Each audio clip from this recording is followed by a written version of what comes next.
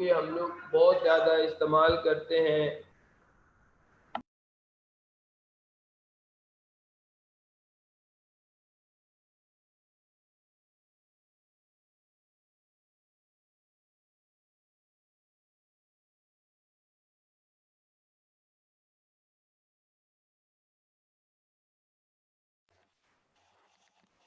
तो ये हमारे पास कुछ फंक्शंस होते हैं जो कि हम लोग बहुत ज़्यादा इस्तेमाल करते हैं, तो हम इनको ज़रूर देखेंगे। मैंने आपको पहली क्लास में ही बोला था, मैं आपको वो चीज़ें बताऊंगा जो डेली रूटीन में एक स्टूडेंट के लिए, एक जॉब करने वाले के लिए बहुत इम्पोर्टेंट होती हैं।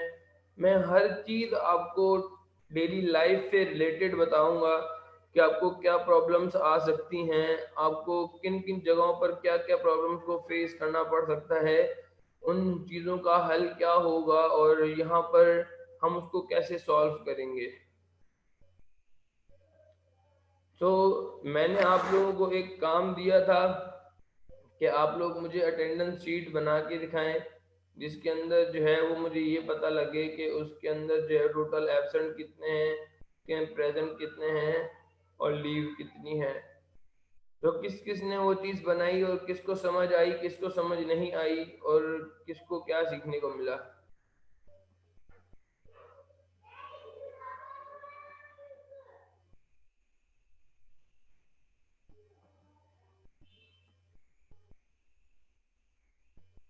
उस शीट के अंदर किसी को कोई प्रॉब्लम थी तो आप मुझसे शेयर कर सकते हैं, मैं आप लोगों को बता देता हूँ।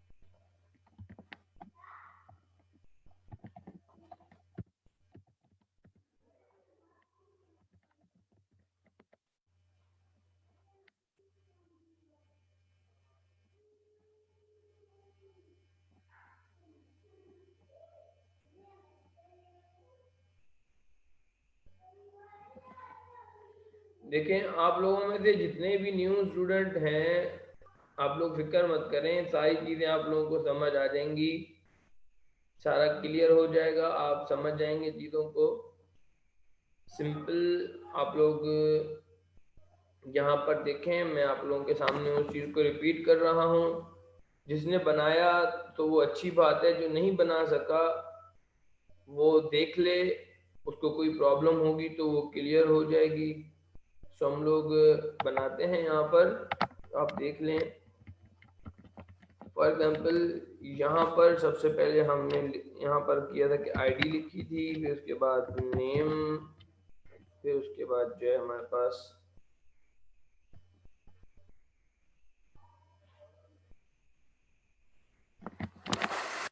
उसके बाद जो है यहाँ पर हम लोग लिखते हैं 1 से लेकर 30 तक सेलेक्ट करेंगे और यहाँ लिखेंगे 2। मैंने आपको तरीका बताया था, आपने सबसे पहले जो है वो 1 लिखना है, फिर 2 लिखना है,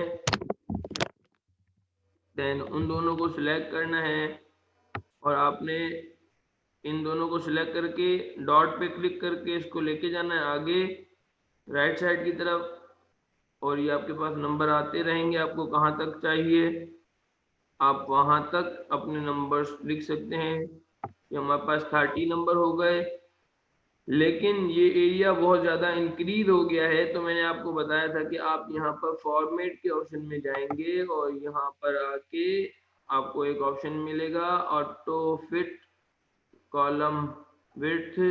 ऑटो फिट कॉलम विड्थ यहाँ पर आप क्लिक कर देंगे तो जितना हमारा काम, जितना हमारा एरिया यूजफुल होगा उस हिसाब से ही जो है वो एरिया हमारा ऑटो फिट हो जाएगा।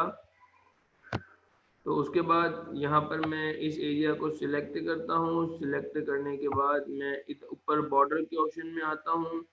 तो यहाँ पर आने के बाद ऑल बॉर्डर का एक ऑप्शन है जो कि यहाँ पर मैं अप्लाई कर देता हूँ। देन उसके बाद हम लोग यहाँ पर आते हैं, यहाँ पर लिख देते हैं टोटल एब्सेंट या टोटल प्रेजेंट।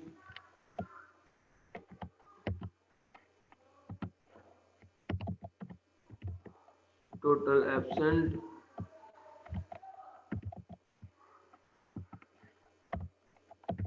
Total leave. अब यहाँ पर आप इसको अगर और अच्छा करना चाहें तो और अच्छा भी कर सकते हैं। फिलहाल हम लोग अपना काम करते हैं। फॉर एग्जाम्पल यहाँ पर हम लोग लिखते हैं स्टूडेंट का नेम अली,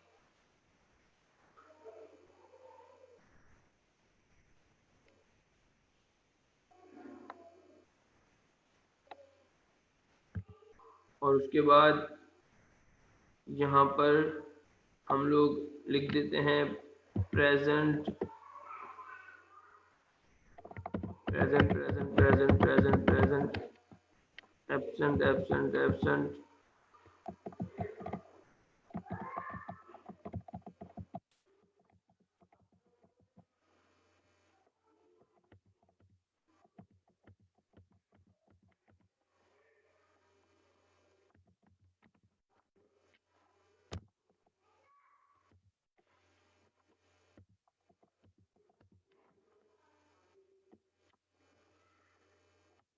तो यहाँ पर हम लोगों ने यहाँ पर प्रेजेंट प्रेजेंट, अब हमें ये पता करना है कि टोटल प्रेजेंट कितने हैं यहाँ पर। तो यहाँ पर हम लोग क्लिक करेंगे और अपना फार्मूला लगाएंगे इक्वल्स टू COUNT काउंट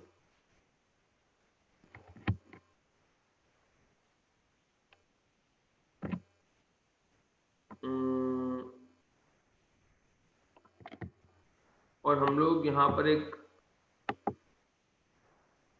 इस्तेमाल करेंगे काउंट इफ।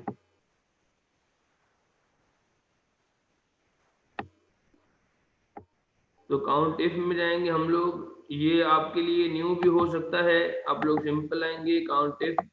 काउंट इफ अगर हम लोग देखें तो काउंट इफ में हमारे पास दो चीजें आती हैं, एक होता है रेंज, दूसरा होता है हमारे पास क्राइटेरिया।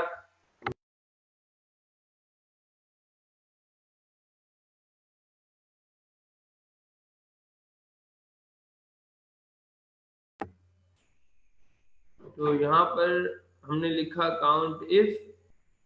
काउंट इफ के अंदर दो चीजें होती हैं, ध्यान से देखिएगा, मैं आपको सेंटेक्स रीड करना सिखा रहा हूँ। तो यहाँ पर आपके सामने दो न्यू वर्ड आएंगे, number 1 is range and number 2 is criteria. Number 1 range क्या होती है? रेंज वो एरिया होता है जिस एरिया को आप सिलेक्ट करके उसमें से काम करना चाहते हैं। देखिए मैंने आपको ऊपर एक चीज बताई कि हमारे पास ये काउंट की एक सीरीज होती है जिसमें से हम लोगों ने सबसे पहला काउंट ये देखा था कि कितने ऐसे सेल हैं जिसके अंदर हमारे पास नंबर लिखे होते हैं, और कितने ऐसे सेल हैं जिसके अंदर कुछ ना कुछ लिखा होता है, वो हमारे पास फार्मूला होता है काउंट ए। और कितने ऐसे सेल हैं जिसके अंदर कुछ नहीं लिखा होता, वो फार्मूला होता है हमारा काउंट ब्लैंक। अब हमारे पास ये है number 4 count if. Count if भी काउंट ही करता है, मींस इनका काम जो है वो काउंट करना ही है, बट अलग अलग तरीकों से ये काउंट करते हैं। जिसमें से सबसे ज्यादा इस्तेमाल होने वाला जो फार्मूला है वो है काउंट इफ। मैं आपको एक यहाँ पर एक चीज बताता चलता हूँ। देखें जिस फार्मूले के साथ इफ लगा हुआ है ना, तो वो फार्मूला आपका सबसे ज्यादा इस्तेमाल होने वाला फार्मूला है, और वो बहुत इंपॉर्टेंट होता है, बहुत ज्यादा डेली रूटीन में इस्तेमाल होता है। तो नंबर 1 काउंट फार्मूला जो कि नंबर्स वाले सेल्स को काउंट करता है। अच्छा याद रखिएगा, मैं आपको फिर से रिपीट कर रहा हूं, काउंट फंक्शन जो कि ऐसे सेल्स को काउंट करता है जिनके अंदर नंबर होते हैं। काउंट ए उन सेल्स को काउंट करता है जिसके अंदर नंबर एंड कैरेक्टर होते हैं। काउंट ब्लैंक उन सेल्स को काउंट करता है जी जो ब्लैंक होते हैं। जैसे कि इसकी मैं आपको एग्जांपल देता हूं कि आपके पास बहुत सारी एंट्रियां हैं और उसमें से कुछ सेल ब्लैंक हैं, किसने एंट्री नहीं की। तो हम लोग यहाँ पर हमारे सामने एक सवाल आता है कि भाई यहाँ पर कितनी ब्लैंक एंट्रियां हैं उसको काउंट करके दो। तो हम लोग वहां पर काउंट ब्लैंक का फार्मूला लगा के ये पता लगा सकते हैं कि यहाँ पर ब्लैंक एंट्रियां कितनी हैं, मतलब कितने लोगों ने एंट्री नहीं की। तो हम शीट के अंदर काउंट ब्लैंक का फार्मूला लगा के ये पता लगा सकते हैं कि कितने लोगों ने एंट्री नहीं की। Then number 4 count if.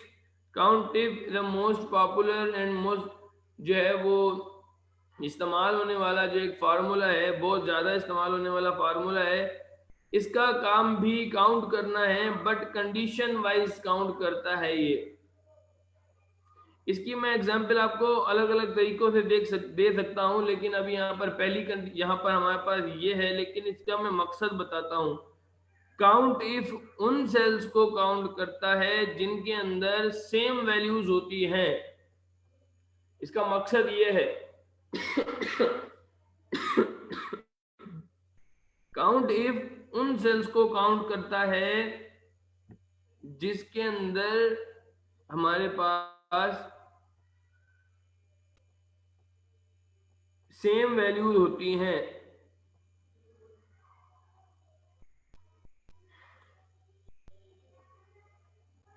तो काउंट इफ जो है सिंपल वर्ड्स में आपको बता रहा हूं, याद रखिएगा।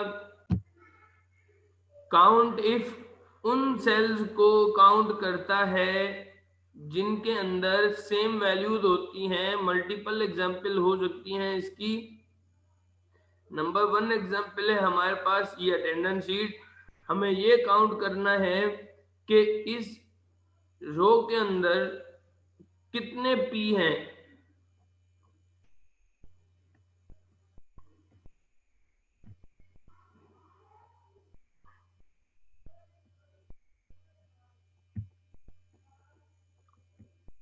तो इस रो के अंदर कितने पी हैं ये मैं आपको बताता हूं यहाँ पर काउंट इफ के थ्रू।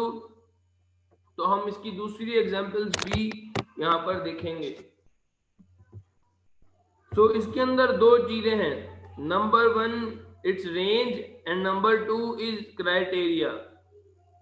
हम लोग रेंज में अपनी वो रो सिलेक्ट करेंगे जिसमें से हम लोग काउंटिंग करना चाहते हैं कि भाई कितने ऐसे सेल हैं जिसके अंदर सेम वैल्यूज हैं। वो रो भी हो सकती है, वो कॉलम भी हो सकते हैं। मैंने शिफ्ट प्रेस करके मल्टीपल एरिया सिलेक्ट कर लिया, देन कॉमा। देखिए सिंटैक्स में मैंने आपको बताया what is syntax. Syntax it's a way of a formula, the way of working.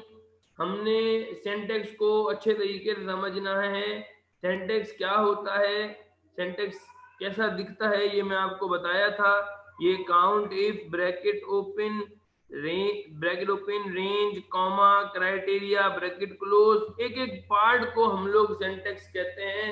तो हमने रेंज को सिलेक्ट कर लिया, उसके बाद हमने देना है कॉमा, उसके बाद हमारे पास आता है क्राइटेरिया। तो क्राइटेरिया क्या होता है ध्यान से समझिएगा। क्राइटेरिया का मकसद ये है कि आप वो वैल्यू दें जिसके बारे में आप जिस वैल्यू को आप काउंट करना चाहते हैं, वो नाम दें जिसको आप काउंट करना चाहते हैं। तो हम लोग क्या करेंगे, उस वैल्यू को, अब मैंने आपको ये बात बताई थी, वैल्यू या तो आप फार्मूले के अंदर लिख सकते हैं या तो सेल में से सिलेक्ट कर सकते हैं। फॉर एग्जांपल यहाँ पर मैं एक ब्लैंक सेल पिक कर लेता हूं जिसका नाम है AI21 और मैं ब्रैकेट को कर देता हूं क्लोज। देन इंटर प्रेस करता हूं मैं,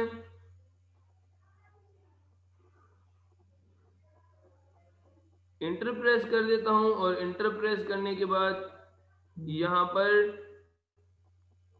इंटर प्रेस करता हूं तो उसके बाद ये यहां पर मेरे को 0 रिजल्ट यहां पर मिल रहा है इसका, यहां पर इसका 0 रिजल्ट मिल रहा है हमें, और 0 रिजल्ट मिल रहा है। तो अब हम यहाँ पर इस सेल को जो हमने सिलेक्ट किया था उस सेल में आके हम लोग लिखेंगे, फॉर एग्जाम्पल क्या पता करना है, हम लिखते हैं P। तो मैंने यहाँ पर इंटर प्रेस किया तो यहाँ पर मुझे बता रहा है कि इसमें P कितने टाइम है। तो इसने ऑटोमेटिकली यहाँ पर P को यहाँ पर इसने ऑटोमेटिकली यहाँ पर P को काउंट किया कि इसमें P कितने टाइम है, और ऑटोमेटिकली इसने आपको बता दिया कि इसमें P कितने टाइम है। और इसी जगह पर अगर मैं लिखता हूं कि इसमें A कितनी मर्तबा है, तो इसने बताया मुझे कि A जो है वो इसके अंदर 9 टाइम है। और यहाँ पर मैं अगर लिखता हूं कि इसके अंदर L कितने टाइम है, तो यहाँ पर इसने हमें बताया L इसके अंदर 2 टाइम है। तो एक बात ये मैं आपको क्यों करके दिखा रहा हूं, मेरा करने का मकसद ये है कि आपको ये पता लगे कि वैल्यूज हम लोग किस तरह से पिक कर सकते हैं। मींस क्राइटेरिया का मकसद क्या है, क्राइटेरिया का मकसद ये होता है कि आपको किस वैल्यू को काउंट करना है कि ये वैल्यू कितनी मर्तबा लिखी हुई है। तो आप यहाँ पर ऐसा करने के बजाय दूसरा तरीका भी इस्तेमाल कर सकते हैं, जो कि मैंने आपको बताया था कि जरूरी नहीं कि आप सेल को सिलेक्ट करें, आप जो है वो P या A या I आप डायरेक्ट सेल के अंदर भी लिख सकते हैं। यहाँ पर आपको मैं एक न्यू चीज सिखाने लगा हूँ, एक न्यू ट्रिक देने लगा हूँ, जिससे आपको एक्सेल में एक चीज हमेशा याद रहेगी और हमेशा आपको काम करने में आसानी रहेगी।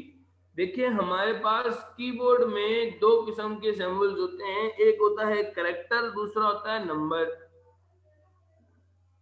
याद रखिएगा कभी भी फार्मूले के अंदर जब नंबर लिखा जाता है तो हमेशा वो बिना किसी कोटेशंस के आता है, लेकिन जब कभी फार्मूले के अंदर कैरेक्टर लिखा जाता है, मींस ABCD लिखा जाता है, तो वो हमेशा डबल कोटेशंस के अंदर आता है। ये बात अपने दिमाग में आप बिठा लें, कंप्यूटर की किसी भी लैंग्वेज के अंदर, एक्सेल के अंदर, सी लैंग्वेज के अंदर या किसी वेब की लैंग्वेज के अंदर जब भी किसी जगह पर कैरेक्टर की नाम आता है, इस पे ABCDEFG या कुछ भी ऐसा वर्ड है या स्पेलिंग है या पूरा नाम है, वो हमेशा डबल कोटेशंस में आता है। और अगर कोई नंबर होगा तो उसके लिए कोई कोटेशन देने की जरूरत नहीं पड़ती, नंबर बिना कोटेशंस के लिखा जाता है और कैरेक्टर कोटेशंस में लिखे जाते हैं। ये आप अपने माइंड में फिक्स कर लें। तो अब यहाँ पर A जो है वो कैरेक्टर है। अब मुझे फर्स्ट में पता करना है टोटल प्रेजेंट, तो मैं यहाँ पर लिखूंगा P and double quotation close, then enter. तो मुझे फर्स्ट वाले पर पता लग गया कि यहाँ पर टोटल प्रेजेंट कितने हैं। सेम इसी तरीके से यहाँ पर मैं अगेन फार्मूला लगाना चाहूँ तो अगेन भी लगा सकता हूँ, लेकिन उससे अच्छा मैं यहाँ पर देखें, एक मरतबा मैं रिपीट करता हूँ ताकि आप लोग समझ जाओ, फिर थर्ड टाइम मैं ड्रैग करके भी सिखाऊंगा। मैं करता हूँ इज इक्वल, हम लिखेंगे COUNT count and if, tab press करेंगे फार्मूले के ऊपर आके। अब सबसे पहले हम लोग रेंज देंगे, तो रेंज में आपने अपनी वो रो देनी है जिसको काउंट करना है। तो इसके अंदर ए कितनी मर्तबा है, तो हम इसको सिलेक्ट करेंगे, देन कॉमा के बाद अब हमें पता करना है कि इसके अंदर एब्सेंट कितनी मर्तबा है। तो हम लोग डबल कोटेशन देंगे, ए लिखेंगे और डबल कोटेशन क्लोज करके ब्रैकेट को क्लोज कर देंगे। तो यहाँ पर इसने हमारे को बता दिया कि इसके अंदर ए कितनी मर्तबा है। अच्छा, ऐसा क्यों है कि अल्फाबेट जो है वो डबल कोटेशन में लिखने पड़ रहे हैं और नंबर विदाउट उसमें लिखने पड़ रहे हैं? तो एक यहाँ पर सेंस क्रिएट की गई है कि डबल कोटेशन के अंदर हमेशा कैरेक्टर आता है। अगर आपने नंबर, अक्सर ऐसा होता है कि हम गलती से नंबर को डबल कोटेशन में लिख देते हैं, तो 30-40% ऐसे चांसेस आते हैं, ऐसी पोजीशंस आती हैं जहां पर वो नंबर को भी कैरेक्टर कंसीडर करता है। इसलिए इन दोनों में फर्क जो है वो लाजमी है कि हमेशा कैरेक्टर जो है वो डबल कोटेशन में आए और नंबर जो है वो विदाउट एनी ब्रैकेट या विदाउट एनी जो है वो साइन या उसके बिना आएगा, डबल कोटेशन के बिना। तो अब यहाँ पर अगर मुझे ये चीज यहाँ पर भी अब लीव के लिए अप्लाई करनी है, अगर यहाँ पर मैं क्लिक करता हूँ और ये डॉट पे क्लिक करके मैं इसको ड्रैग कर लेता हूँ राइट साइड पर, तो यहाँ पर भी मुझे इसने ये बताया कि इसके अंदर हमारे पास टोटल F2, हम लोग अपने फार्मूले पे आएंगे और कीबोर्ड में से F2 प्रेस करेंगे जिससे एडिट सेल हो जाता है। और अब हम लोग सिंपल करेंगे क्या, यहाँ पर ए के बजाय कर देंगे एल और ओके करेंगे। तो अब हमें यहाँ पर ये भी पता लग गया कि यहाँ पर टोटल प्रेजेंट कितने हैं, टोटल एब्सेंट कितने हैं, टोटल लीव कितने हैं। अगर यहाँ पर और भी होते तो हम सिंपल यहाँ पर क्लिक करके इसको ड्रैग करते डाउन साइड, तो हमें यहाँ पर सबके जो है टोटल प्रेजेंट पता लग जाते। और इसकी दूसरी, ये तो चले हमारी फर्स्ट एग्जांपल है, इसकी एक दूसरी एग्जांपल भी हो सकती है, मैं आप लोगों को बताता हूँ। जैसे कि हमारे पास कुछ स्टूडेंट्स के नेम है, फॉर एग्जांपल जिसमें हमारे पास अली है, या फिर चलें पहले इसकी एग्जांपल देखते हैं, फिर मैं आपको दूसरी एग्जांपल भी देता हूँ।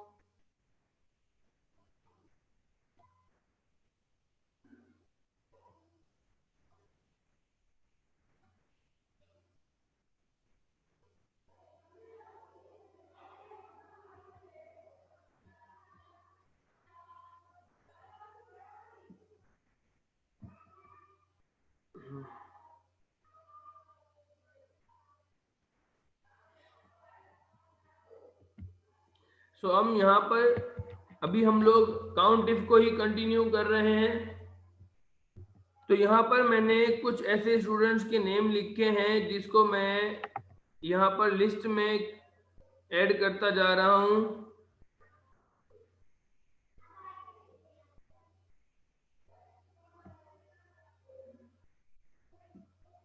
देखें, डुप्लीकेट नंबर हो या डुप्लीकेट नेम हो, काउंट इफ दोनों चीजों के बारे में आपको कंफर्म करके देता है कि सेल के अंदर डुप्लीकेट क्या चीजें हैं।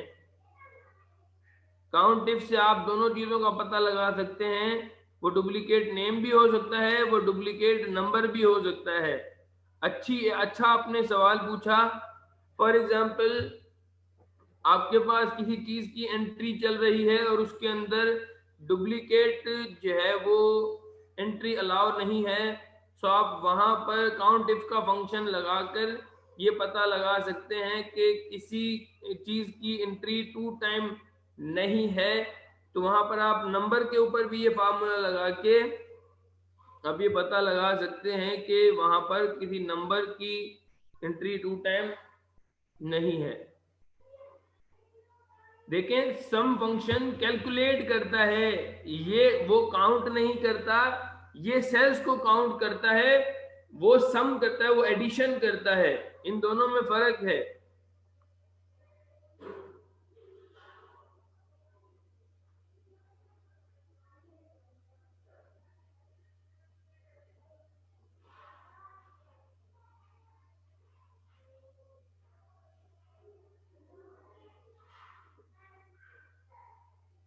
देखिए, यहाँ पर हमारे पास प्री डिफाइंड शीट्स होती हैं जिसके अंदर सिर्फ प्रेजेंट और एब्सेंट पुट किया जाता है। हमें ऑटोमेटिकली पता लगता है कि प्रेजेंट कितने हैं और एब्सेंट कितने हैं। उसके बाद इसकी मैं दूसरी एग्जांपल आप लोगों के सामने रखता हूं, जहां पर मेरे पास कुछ स्टूडेंट्स की एंट्रीज हैं जो कि मैंने मल्टीपल टाइम्स की हैं। For example Ali, Ahmed, Amran, again फिर Ali, for example Moiz, Imran. For example ये कुछ मेरे पास एंट्रीज हैं और हमें ये कंफर्म करना है कि इस एंट्री के अंदर, इस लिस्ट के अंदर अली कितने टाइम है। तो हम लोग लिखेंगे is equals to COUNT count, then if bracket open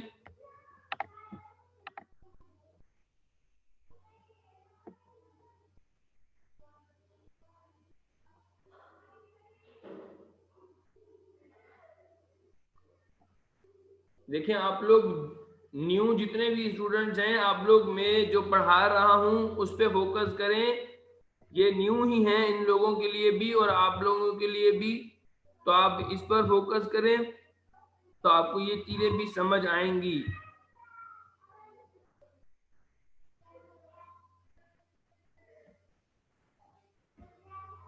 तो हम लोग सबसे पहले लिस्ट बनाएंगे नेम्स की, जिसमें हमारे पास डिफरेंट नाम होंगे। उसके बाद हमारे पास यहाँ पर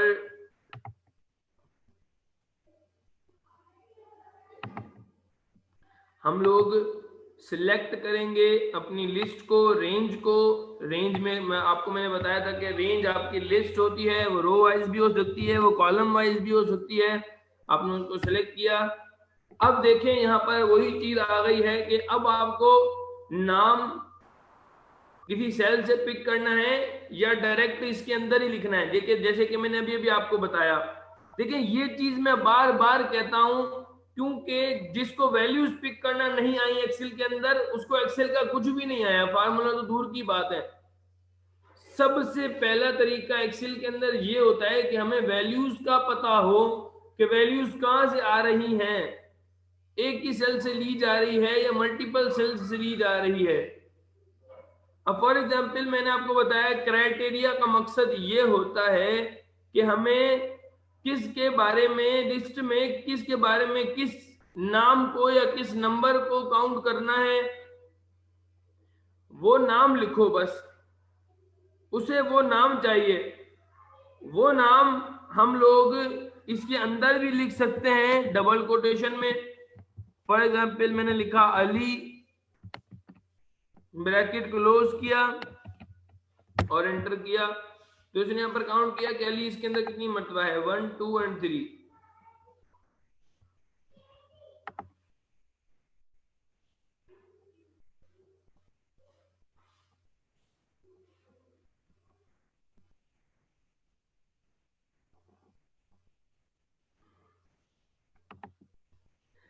तो यहां पर मैंने आपको जो बताया कि या तो वैल्यू आप इनसाइड फार्मूला लिखें या तो वैल्यू आप जो है वो किसी सेल में से पिक कर लें। अपनी जरूरत के हिसाब से हम लोग कभी वैल्यू सेल में से पिक करते हैं, कभी वैल्यू हम लोग डायरेक्ट फार्मूले के अंदर ही लिख देते हैं।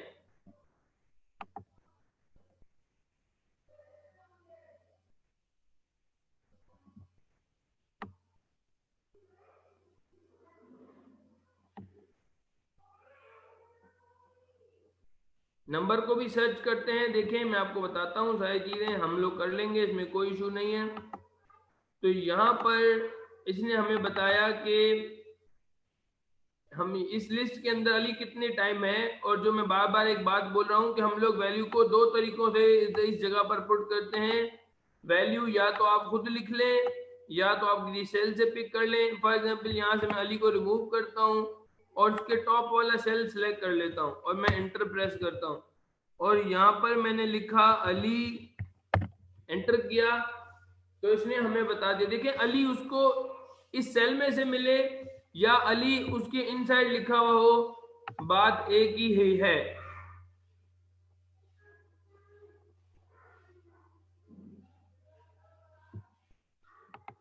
अगर इसी जगह पर हमारे पास कुछ नंबर होते जैसे कि 33, 2, 3, 4, 6 एंड 8। तो मैं यहाँ पर लिखता हूँ 33। तो देखें इसने बताया कि इस लिस्ट में 33 कितने टाइम है, 2 टाइम 33 लिखा हुआ है। और अगर यहाँ पर 33 में इंक्रीज कर देता हूँ 33, तो इसने बताया कि 33 कितनी मरतबा यहाँ पर लिखा हुआ है, 3 मरतबा 33 लिखा हुआ है। सेम आपने उसी तरीके से इस्तेमाल करना है, लिस्ट आपकी नंबर्स की होगी। अब मैं उम्मीद करता हूं कि आपको समझ आ गया होगा। इसकी मजीद मैं आप लोगों को एक और एग्जांपल दूंगा, क्योंकि अगला काम जो है वो आप लोगों को समझ आए। काउंट इफ से जो है वो थोड़ी सी लॉजिकल चीजें समझ आती हैं। काउंट इफ से लॉजिकल चीजें शुरू होती हैं, और काउंट इफ से आपने थोड़ा सा जो है वो फोकस करना है चीजों पर। थोड़ी सी लॉजिकल चीजें होती हैं, आपके काम के हिसाब से हम लोग उन चीजों को यूज करते हैं। जी मैं आप लोगों को बिल्कुल असाइनमेंट दूंगा, और उसको करने में आपको मजा भी आएगा, तो जरूर मैं दूंगा आपको। तो अब ये था हमारे पास कौन सा function, count if. Count ifs and sum ifs, इसको हम लोग करेंगे बाद में। अब हम लोग करते हैं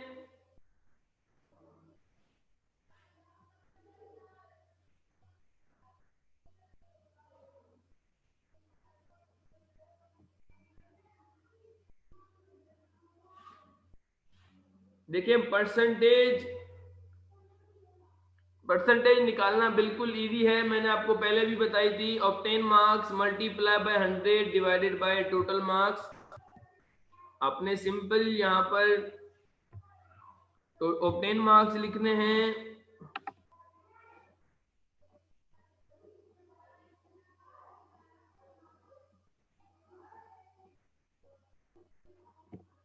देखिए जितने भी आपके माइंड में आइडियाज आ रहे हैं कि काउंट इफ यहाँ पर इस्तेमाल हो सकता है, काउंट इफ यहाँ पर इस्तेमाल हो सकता है, या आपका माइंड आपको ऑर्डर दे रहा है। और ये ही सीखने की पहली एक सीढ़ी है कि आपका माइंड आपको ऑर्डर देना शुरू कर दे कि ये फार्मूला इस जगह पर इस्तेमाल हो सकता है।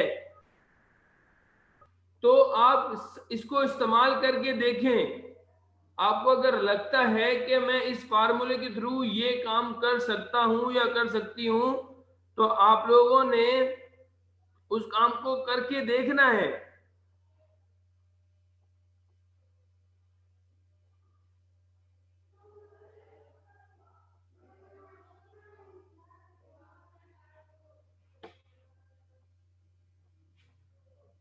देखिए मिसिंग नंबर को फाइंड करना, तो ये काउंट इफ का काम नहीं है। काउंट इफ का काम ये है कि सेम वैल्यूज को काउंट करना।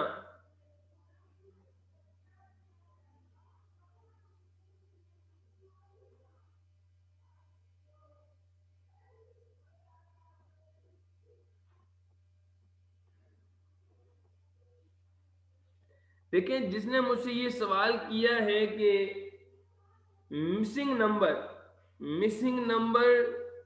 1 से फॉर एग्जांपल 1000 तक अगर आपके पास नंबर है, देखिए कुछ चीजें होती हैं जिसके बारे में हमें नहीं पता होता। वो चीजें कांस्टेंट होती हैं, वो कभी चेंज नहीं होती।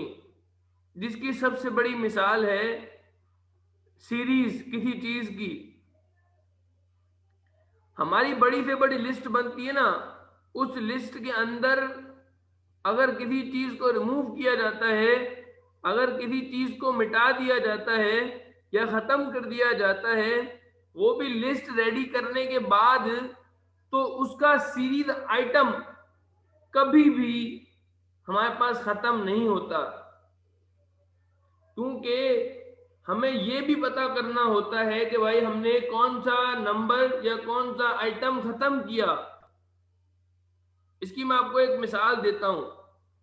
जैसे कि स्कूल में रोल नंबर होते हैं 1 से लेकर फॉर एग्जाम्पल 100 तक। अब फॉर एग्जाम्पल रोल नंबर 5 वाला स्कूल छोड़ के चला गया, तो क्या हम लोग रोल नंबर 5 किसी और को दे देंगे, या फिर उसकी आइडेंटिफिकेशन को अपने पास संभाल के रखने के लिए उस रोल नंबर के साथ हमेशा उस नाम को अपने साथ जोड़कर रखेंगे? क्योंकि इन फ्यूचर जो है हमें इस चीज का पता होना चाहिए कि इस क्लास में इस रोल नंबर पे इस नाम का बच्चा होता था। तो पुरानी इंफॉर्मेशन भी हमें जरूरत पड़ती है, भले वो फिर यूजफुल हो कि नहीं, हमें डेटा को अपने पास संभाल के रखना होता है।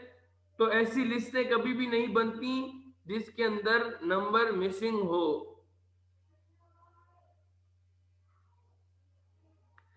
देखें, जहां तक आती है लिस्ट की बात,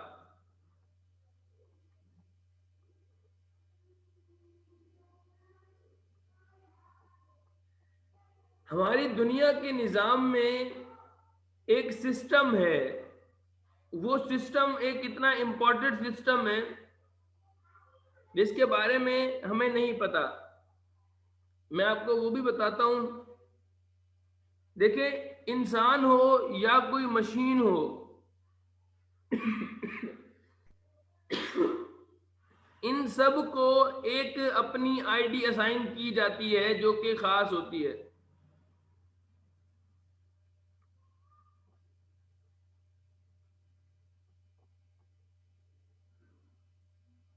जैसे कि हमारे पास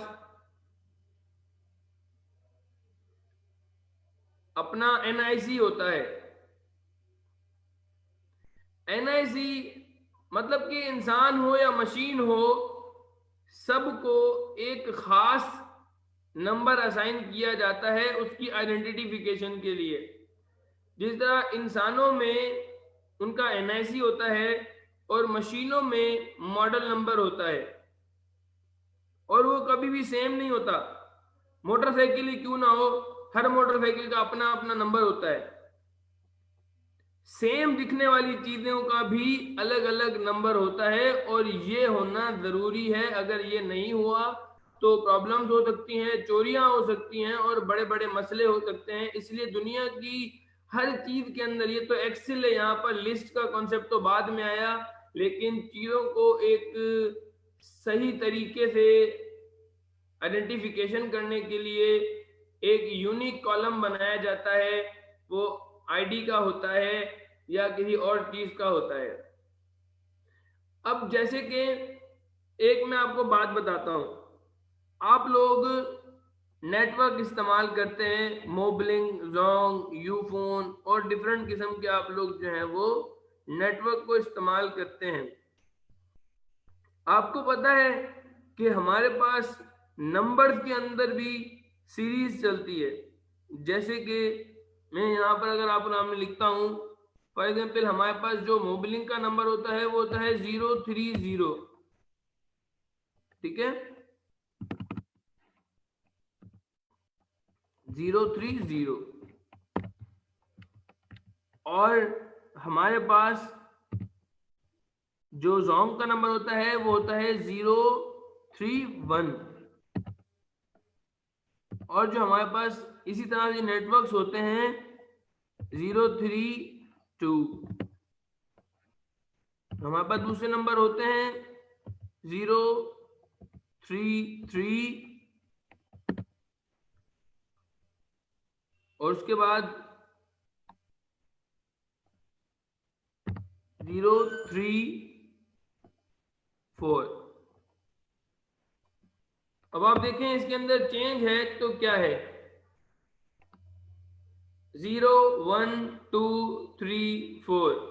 मतलब कि हर नेटवर्क को अपनी एक यूनिकनेस चाहिए होती है, जिसमें हम अपनी चीज को यूनिक बनाते हैं। वो दुनिया की कोई भी चीज हो, जैसे कि आपने सुना होगा कि मोबलिंग के जो है वो अभी 12 डिजिट्स वाला जो है वो नंबर आ चुका है, क्योंकि उनके 11 नंबर की सीरीज खत्म हो गई है। तो इस तरह से जो मोबलिंग है वो अभी 12 नंबर पे कन्वर्ट कर गया है। जोंग भी बहुत जल्दी 12 नंबर पे कन्वर्ट कर जाएगा, जैसे कि 11 के बाद 12 नंबरों का नंबर आने लग जाएगा। जिस तरह से अब जोंग का जैसे कि कोड आने लग गया है 03180319, यहाँ तक आ चुका है। फिर उसके बाद जो है वो जोंग भी जो है वो 12 नंबरों पे में भी कन्वर्ट कर जाए, मोबलिंग कन्वर्ट कर चुका है। और इसी तरह से बहुत सारी चीजें हैं जो कि डेली रूटीन में इसी तरह से कंटिन्यू चलती हैं। अच्छा, एक्सेल के अंदर हम अपनी चीजों को किस तरह से कंटिन्यू करते हैं और किस तरह से बहुत अच्छी अच्छी चीजों को हम लोग सीखेंगे।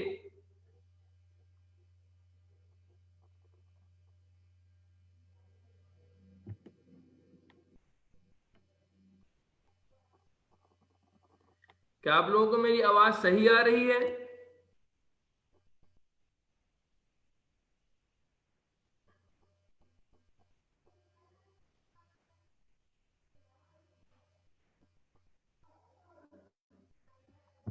ओके, तो हम लोग कंटिन्यू करते हैं।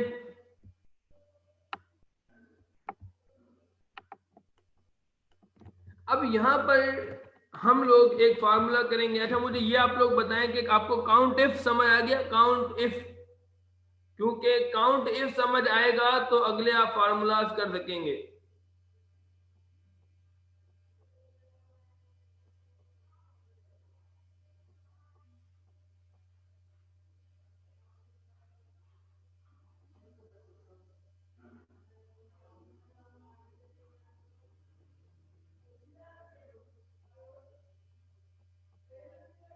ये क्वेश्चन करें आप, जिसको कोई समझ नहीं आई बात वो क्वेश्चन कर सकता है।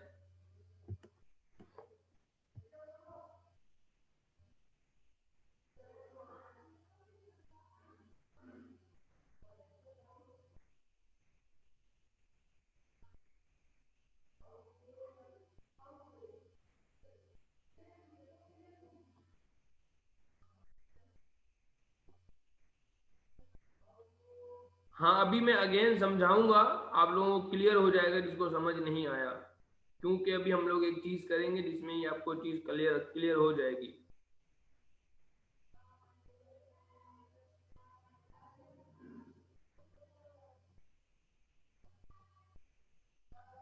सवाल है तो आप मुझसे पूछ लें, नहीं तो कंटिन्यू करें हम लोग।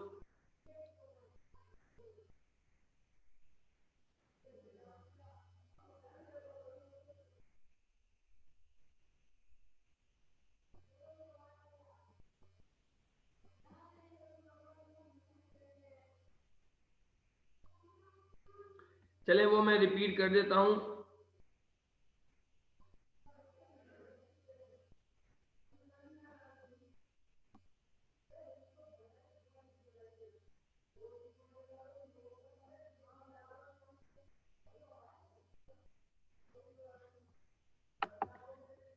सो देखें, हमारे पास जो फॉर्मेटिंग होती है वो मेन जो होती है वो हमारे पास इस टेबल के ऑप्शन से होती है। ये जो हमारे पास ऊपर बॉर्डर का ऑप्शन आता है इससे होती है। आप कोई भी काम कर रहे हैं, उस काम को करने के बाद आप बॉर्डर्स के थ्रू और उसके फॉर्मेटिंग के थ्रू आप अपने काम को कर सकते हैं। जैसे कि मैंने यहाँ पर कोई काम कर लिया, मैंने इसको सिलेक्ट किया, सिलेक्ट करने के बाद यहाँ पर बॉर्डर के ऑप्शन में आए, हमने इसको ऑल बॉर्डर अप्लाई कर दिए। ऑल बॉर्डर अप्लाई करने के बाद यहाँ पर अगर इसकी कोई हेडिंग्स हैं तो आपने उसको सिलेक्ट किया, उसको बोल्ड कर दिया, उसका साइज इंक्रीज कर दिया, उसको सेंटर में कर दिया, और उसके अलावा उसका कलर चेंज कर दिया, उसको शेडिंग कलर दे दिए, और यहाँ से आपने अपने काम को भी सेंटर में कर दिया। तो ये आपका लेआउट बन जाता है। उसके अलावा वो जो बात मैंने आपको बताई कि हम लोग अपने काम को सिलेक्ट करते हैं, सिलेक्ट करने के बाद फॉर्मेट में जाके इसको हम लोग अपनी तरीके से हाइट भी असाइन कर सकते हैं, अपनी मर्जी से कॉलम भी असाइन कर सकते हैं, ऑटो फिट भी कर सकते हैं, उसकी जगह के हिसाब से वो ऑटोमेटिक एडजस्ट हो जाता है। और यही काम आप लोग यहाँ से भी कर सकते हैं। यहाँ पर आप क्लिक करके इस लाइन के ऊपर यहाँ से आप इसको बड़ा कर सकते हैं, यहाँ से इसको बड़ा कर सकते हैं, मतलब अपनी मर्जी से जिस बॉक्स को आप जितना मर्जी बड़ा करना चाहें, छोटा करना चाहें, आप कर सकते हैं। इसी तरह से मैं यहाँ पर 32 वाले को यहाँ से इंक्रीज करके बड़ा कर लेता हूँ और ये मेरे पास एक बड़ा सेल हो गया। फॉर एग्जाम्पल यहाँ पर मेरे को लिखना है data, for example students data, और मैं इसको यहाँ साइज बड़ी करता हूँ।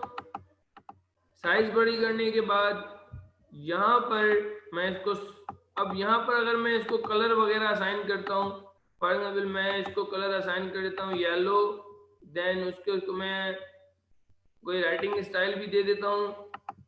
अब मुझे यहाँ पर ये एक बॉर्डर भी देता हूँ, उसको मैं सेलेक्ट किया, बॉर्डर के ऑप्शन में इसको बॉर्डर असाइन किया, लेकिन ये अलग अलग बॉर्डर हैं, मैं चाह रहा हूँ कि ये एक ही सेल बन जाए। मैं इन सबको सिलेक्ट करूंगा। सिलेक्ट करने के बाद हमारे पास एक ऑप्शन होता है मर्ज एंड सेंटर, हम इस पे क्लिक करेंगे, ये एक ही सेल बन जाएगा।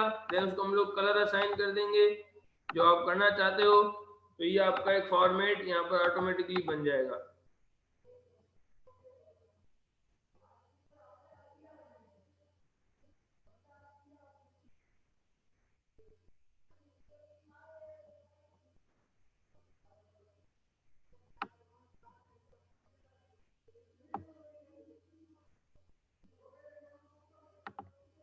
तो क्लियर, फॉर्मेटिंग बहुत इंपॉर्टेंट होती है, आपको पता होना चाहिए कि फॉर्मेटिंग किस जगह पर कैसे की जाती है, क्योंकि आपने डेटा पुट कर लिया, आपने फार्मूलाज लगा लिए और उस चीज को वैसी शक्ल नहीं दी तो वो बिल्कुल भी सही नहीं लगेगी आपको। तो आपने हमेशा याद रखना कि आपको चीजों को करने के साथ साथ जो है वो आपको उसकी फॉर्मेटिंग भी आनी चाहिए। तो हम लोग कंटिन्यू करते हैं। अब हमारे पास एक फॉर्मूला होता है जिसका नाम है सम इफ।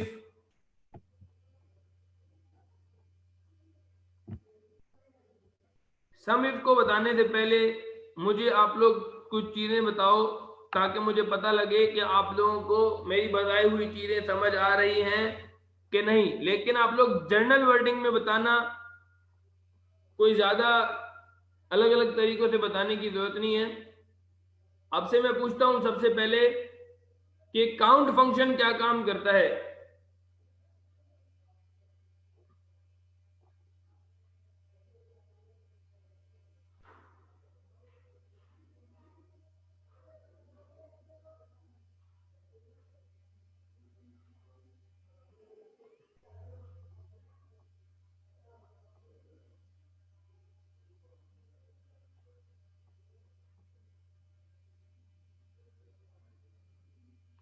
और काउंट ए क्या करता है? काउंट ए क्या करता है?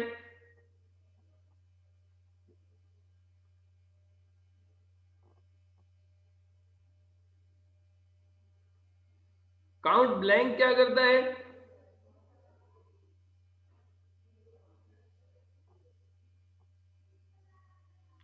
सो काउंट इफ क्या करता है?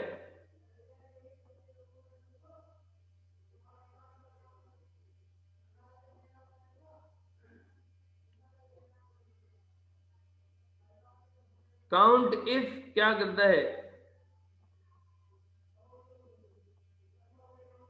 ऐसे सेल जिनके अंदर सेम वैल्यूज होती हैं, मतलब इन सब का मकसद एक ही है, सेल को काउंट करना, बट अलग अलग तरीकों से। ओके, जबरदस्त, आप सबको समझ आ रहा है, बहुत अच्छी बात है। किसी को समझ नहीं आ रहा तो मैं उसे भी बता दूंगा। देखें, मेरा काम है बताना, जितना हो सकेगा मैं बताऊंगा। जिसको समझ ना आए जिसको कुछ प्रॉब्लम हो और मैं ना बता सकूं उसके लिए सॉरी। बाकी मैं अपनी तरफ से फुल कोशिश करूंगा कि आपको अच्छे से अच्छा बता सकूं, अच्छे से अच्छा रिस्पॉन्स दे सकूं। तो यहां पर हमारे पास फॉर्मूला है सम इफ। सम इफ को करने से पहले आप लोग मुझे ये बताओ कि सम फंक्शन क्या काम करता है।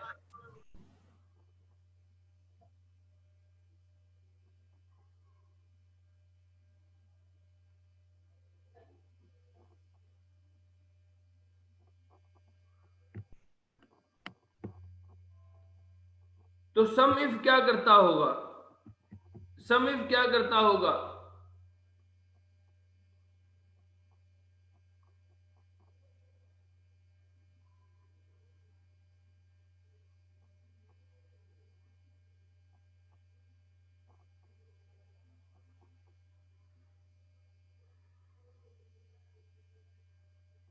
तो अब यहां पर मैं सम इफ को कराने से पहले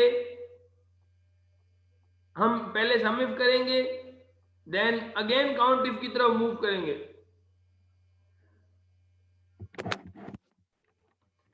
तो सम इफ जो है वो सम करता है, ऐड करता है। जिस तरह से सम जो है वो ऐड करता है उसी तरह से सम इफ भी एडिशन करता है। फॉर एग्जाम्पल आपका कोई बिजनेस है, आपकी कोई शॉप है, उसके अंदर आप अपने कुछ प्रोडक्ट डेली बेसिस पर सेल आउट करते हो, जिसमें से आपने कुछ प्रोडक्ट सेल आउट किए, जिसमें हमने कुछ प्रोडक्ट जैसे लिख दिए, हमने लिखा माउस हमने सेल किया।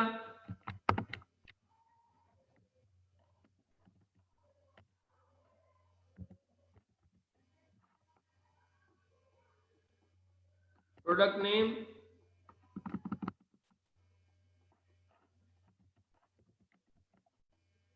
प्रोडक्ट नेम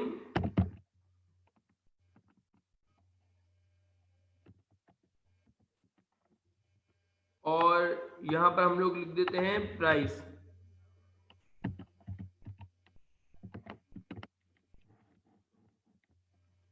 और उसके बाद मैं यहां पर माउस की प्राइस लिख देता हूं, फॉर एग्जांपल 300।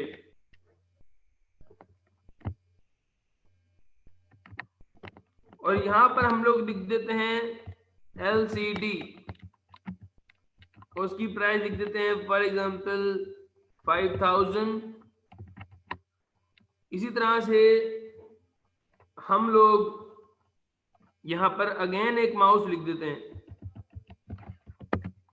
ये वो चीजें हैं जो कि हम लोग सेल आउट करते जा रहे हैं। मैंने एक माउस सेल किया और उसकी प्राइस लिख दी, फिर मैंने एक LCD सेल की, फिर उसकी प्राइस लिख दी, फिर मैंने एक और माउस सेल किया, फिर मैंने उसकी भी प्राइस लिख दी, फिर उसके बाद एक और माउस सेल किया, देन उसकी भी प्राइस लिख दी, फिर हमने एक कीबोर्ड सेल किया, देन उसकी भी हम लोगों ने यहाँ पर प्राइस लिख दी। उसके बाद यहाँ पर हमने एक LED सेल की, उसकी भी हम लोगों ने यहाँ पर फॉर एग्जाम्पल हम लोगों ने प्राइस लिख दी 6000। तो उसके बाद एक और कीबोर्ड हम लोगों ने सेल किया और उसकी भी हम लोगों ने यहाँ पर प्राइस एंट्री कर दी। देखें, जिसको सम इफ और काउंट इफ समझ आएगा उसको ही count ifs and sum ifs समझ आएगा। ये बात मैं पहले ही बता रहा हूं। तो जो भी उन फार्मूलाज को समझना चाहता है इसको ध्यान से समझे। और एक बात जो मैं बार बार कह रहा हूं कि आपको पता होना चाहिए कि वैल्यू किस तरह से सिलेक्ट होती है, कौन सी वैल्यू कहां से आ रही है, हमें इसका पता होना चाहिए। तो मैं यहां आता हूं। अब हमें यह पता करना है कि भाई हमने टोटल कितने की सेल की।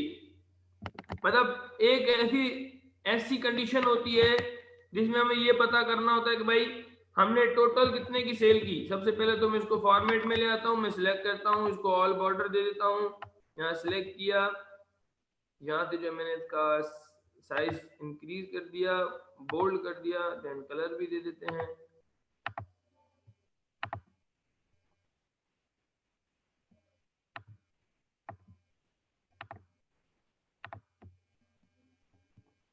तो ये हम लोगों ने एक फॉर्मेट बना लिया। अब यहां पर मैं फॉर्मूला लगाऊंगा इज इक्वल्स टू सम। अच्छा, सबसे पहले तो मैं आपको एक चीज बताता हूं कि सबसे पहले तो हमें ये पता करना होता है कि हमने टोटल कितने की सेल की।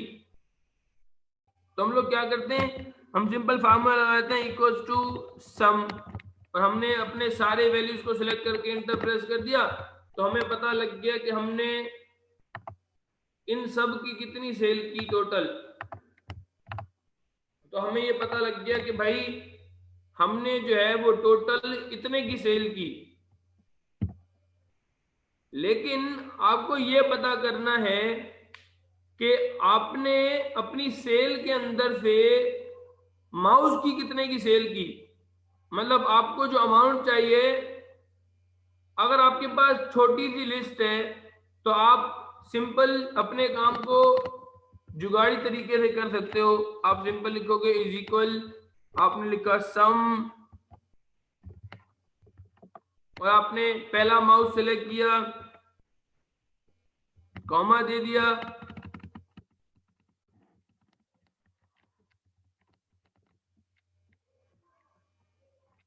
फिर दूसरा माउस सेलेक्ट किया, फिर कॉमा दे दिया,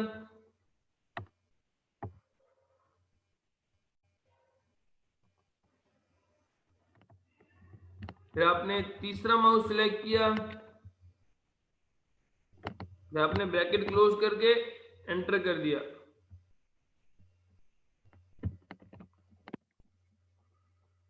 इससे क्या हुआ, हमें ये पता लगा कि हमने टोटल माउस की कितनी सेल की।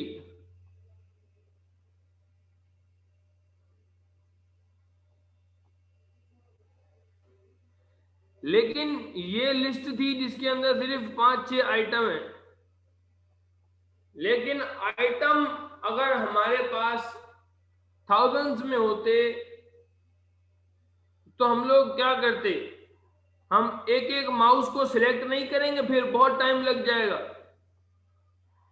फिर हमें ऐसी एडिशन के लिए हम लोग सम के बजाय हम लोग सम इफ को इस्तेमाल करते हैं। और हमारे पास सम इफ को कैसे किया जाता है वो मैं आपको अभी बताता हूं।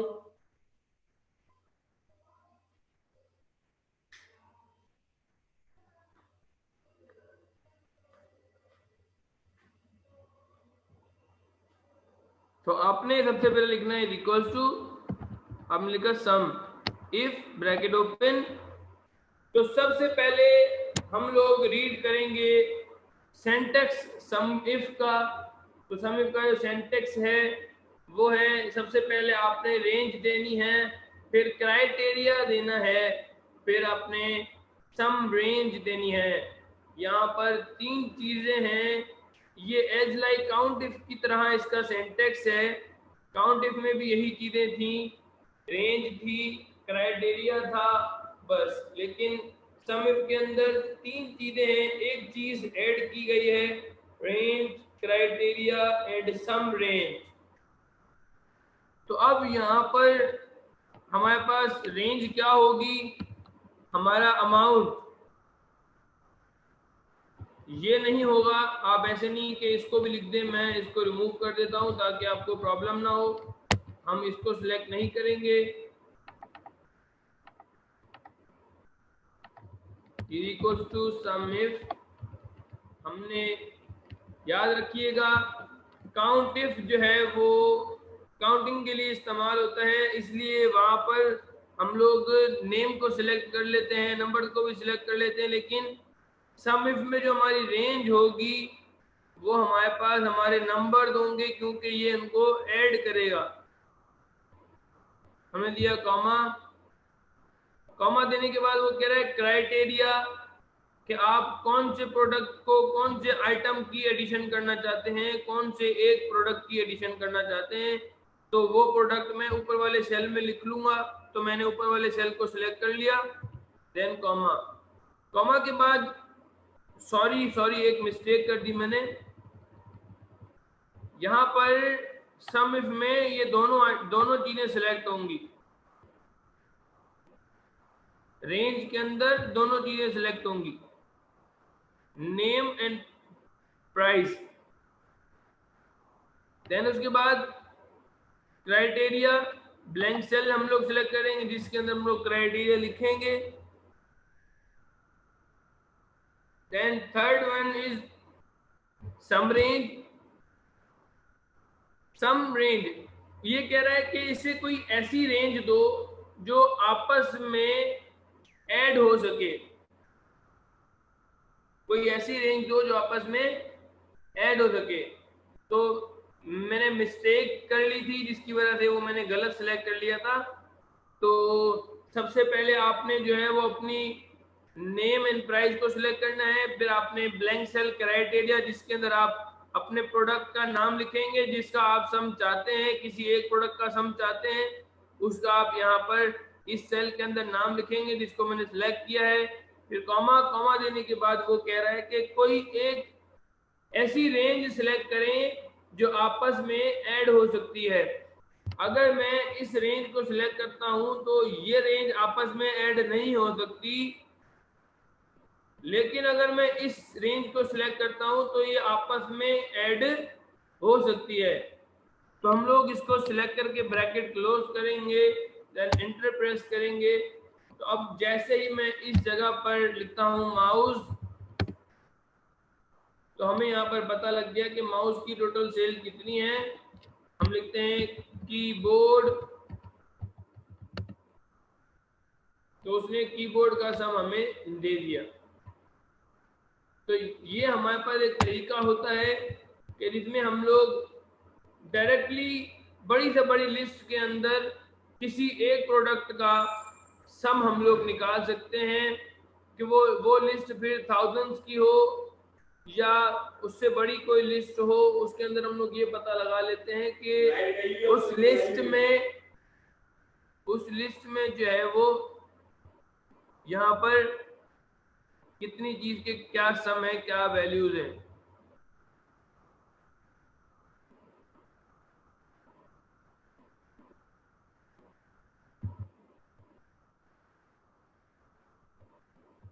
तो आप लोग देख लें, सबसे पहले हम लोगों ने अपना पूरा एरिया सिलेक्ट करना है, नेम एंड प्राइस।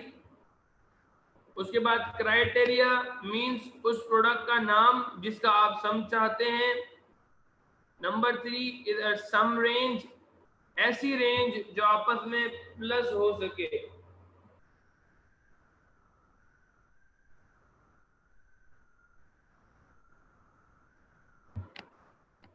तो क्या ये फार्मूला आप लोगों को क्लियर है?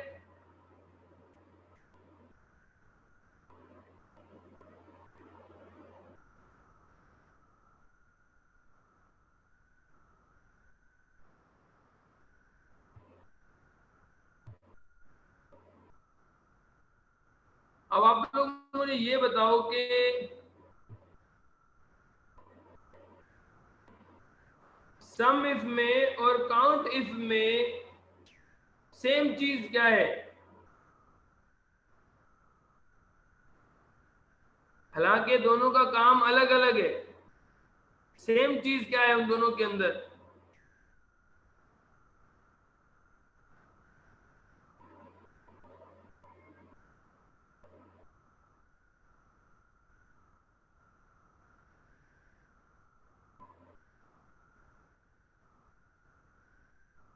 रेंज एंड क्राइटेरिया दो चीजें हैं जो कि हमारे पास सेम है, रेंज एंड क्राइटेरिया।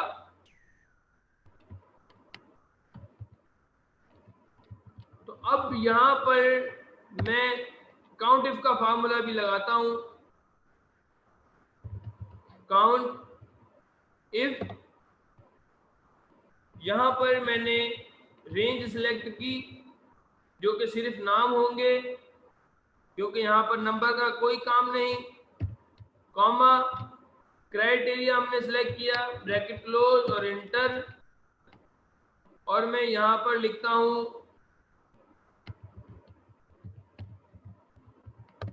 कीबोर्ड। तो मुझे इसने बताया यहां पर कि कीबोर्ड यहां पर 2 है इस लिस्ट के अंदर जो हम लोग हमारे सामने है। अच्छा, अब यहां पर एक इसका इंटरेस्टिंग पार्ट बताता हूं आप लोगों को कि इन दोनों चीजों के अंदर जो क्राइटेरिया है अगर मैं उसको सेम कर दूं, जैसे कि जो सम इफ का जो क्राइटेरिया था वो था ये कीबोर्ड, और जो काउंट इफ का क्राइटेरिया है उसको मैं यहां से रिमूव करके उसको भी सेम क्राइटेरिया दे दूं और मैं इंटर कर दूं, मैं करी फार्मूला अप्लाई करता हूं equals to count if range comma criteria bracket close and enter. अब आप लोग देखें, जैसे ही मैंने इन दोनों का क्राइटेरिया सेम किया तो मैं यहां पर लिखता हूं माउस, तो इसने मेरे को बताई इसकी प्राइस और इसने मुझे बताई इसकी क्वांटिटी, मतलब ये हमें पता लग गई टोटल क्वांटिटी और ये हमें लग गई टोटल प्राइस।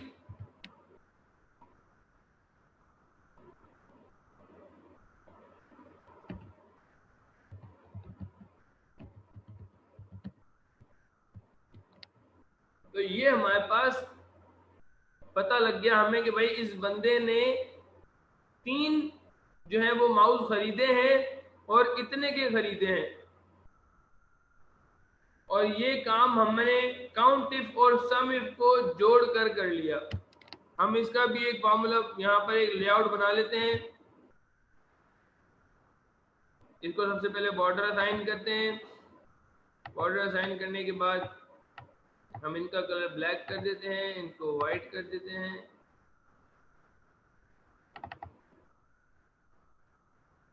या फिर इसको हम लोग ग्रे कर देते हैं।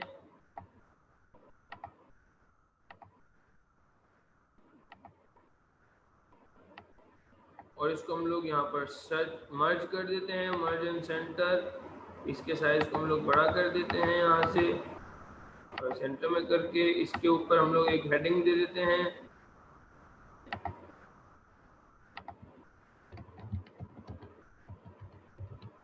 सर्च। अब हमारी कितनी भी बड़ी लिस्ट होती, अब यहाँ पर हम लोग लिखते LCD, इंटर प्रेस किया तो हमें यहाँ पर पता लग गया कि LCD जो है वो 1 है और इतने की है।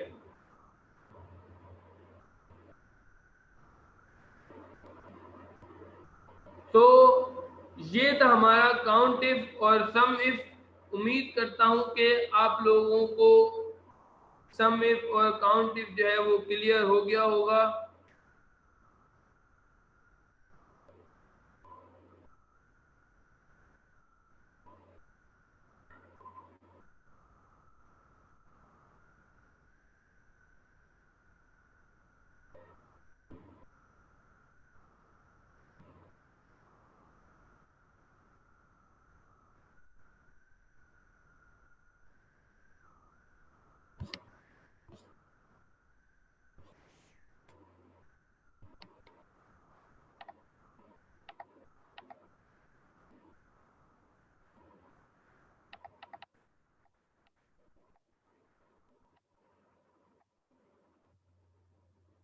तो अब आपको कोई सवाल है तो मुझसे पूछो, तो फिर हम लोग जो है वो आज की क्लास को एंड करते हैं और आप लोग इस पे प्रैक्टिस करना। इसी तरीके से जैसे मैंने एक लिस्ट बनाई है उसके अंदर आप लोग एंट्रीज करना और ये पता लगाना कि आप पहले सम इफ और काउंट इफ को सेपरेट अप्लाई करना, फिर जो है वो आप लोग उन दोनों को जोड़ के अप्लाई करिएगा, फिर आपको पता लगेगा कि वो दोनों एक साथ कैसे काम कर सकते हैं, दोनों का क्राइटेरिया सेम करने से क्या होता है।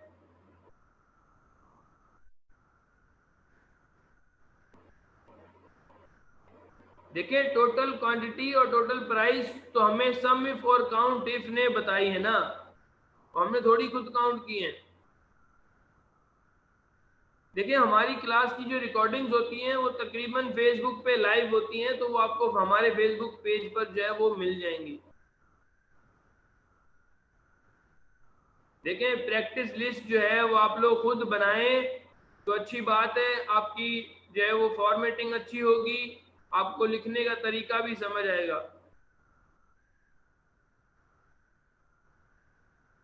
फार्मूला आ जाने से एक्सेल नहीं आ जाता, उसमें प्रैक्टिस करनी पड़ती है, लिखना सीखना पड़ता है। अच्छा तो मैं आप लोगों को असाइनमेंट दूं।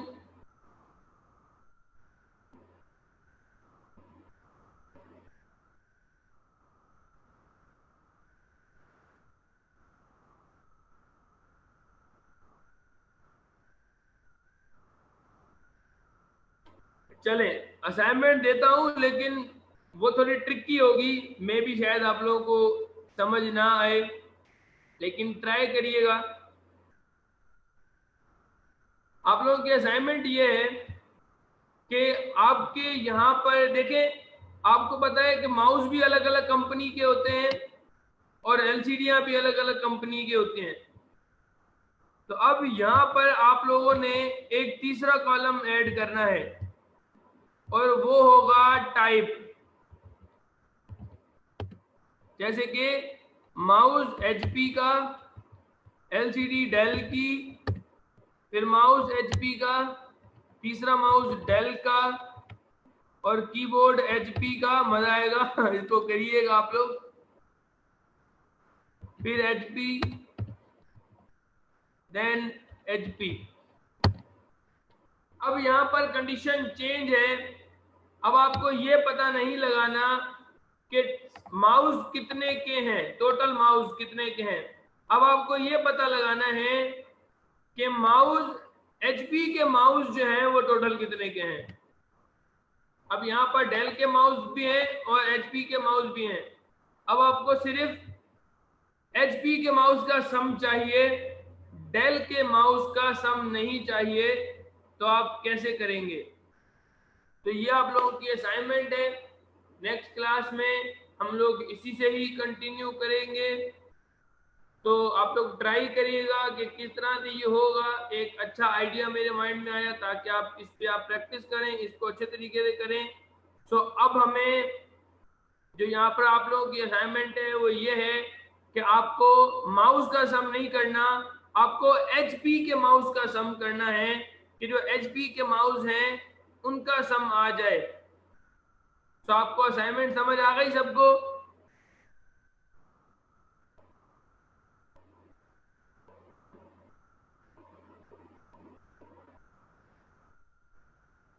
तो इंशाल्लाह ताला हम लोग फिर नेक्स्ट क्लास में कंटिन्यू करेंगे। तब तक के लिए आप लोग सब लोग अपना ख्याल रखिएगा और जो भी सवालात हों वो किसी जगह पर नोट कर लीजिएगा। वो मैं आपको आपकी असाइनमेंट से रिलेटेड हो वो सारी चीज़ें मैं आप लोगों को बता दूंगा। इंशाल्लाह अगर ज़िंदगी रही तो हम लोग ज़रूर मिलेंगे। स्क्राइबर कॉलेज सखर में बहुत सारी जो है वो हमारी वर्कशॉप होती हैं, वहाँ पर आप आइएगा और हमारा सेंटर भी विजिट करिएगा और बहुत सारी चीज़ें जो हैं वो आप लोगों को वहाँ से सीखने को मिलेंगी इंशाल्लाह ताला। तो हम लोग मिलते हैं नेक्स्ट क्लास में। तो अल्लाह हाफिज़ एंड थैंक यू।